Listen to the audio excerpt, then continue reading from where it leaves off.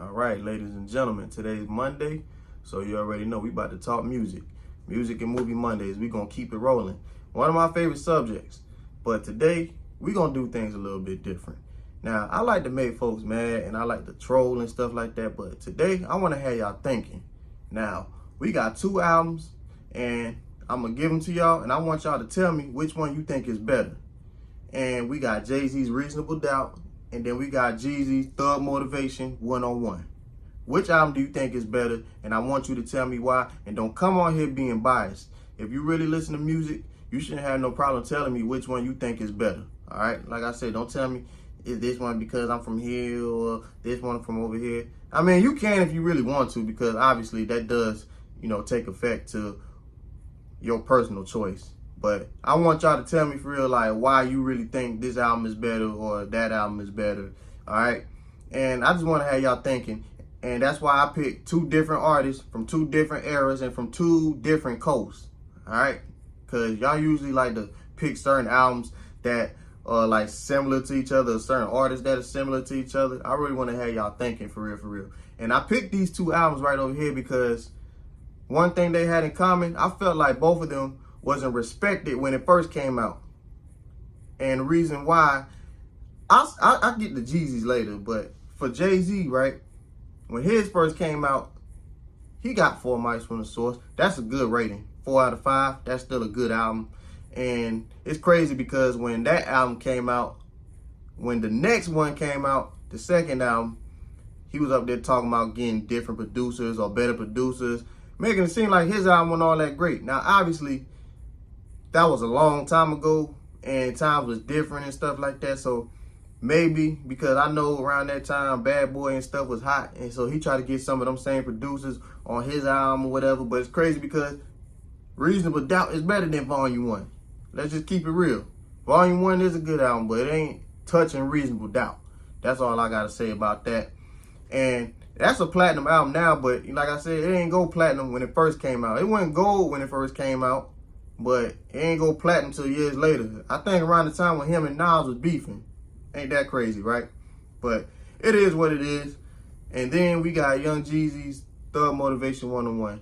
Now, like I said, these are two classic albums. But the reason why I picked Young Jeezy's Thug Motivation 101 and said that it's not, or it wasn't respected when it first came out as it should have been, because, how I put this? All right, so when he came out, around that time, some of your favorite artists from like the 90s was still out. I'm talking about the ones from up north too.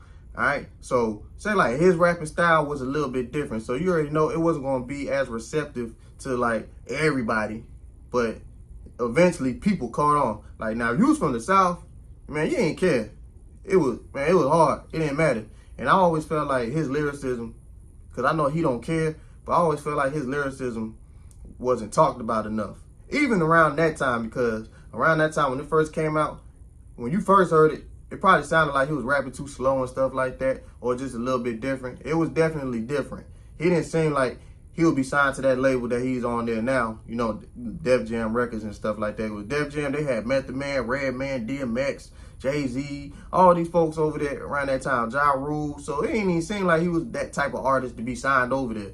But he did what he did. He went over there and he did his thing. Now, it sold the way it should have anyway, because he was already hot underground. It went platinum, but that's what I was talking about right there. And then it was crazy because I was watching Benzino on the Drink Champs and with the Source and stuff like that. And the reason why I keep mentioning the Source is because for y'all who don't know, the Source was the main magazine that used to rate these albums, and everybody took it serious in our community, just like how a lot of folks take the Grammy serious. So when you got 5 mics from them, oh, you already know this a classic. But everybody know this a classic, but even Jeezy said on his mixtape, Can't Ban the Snowman, I should have got 5 mics from the Source.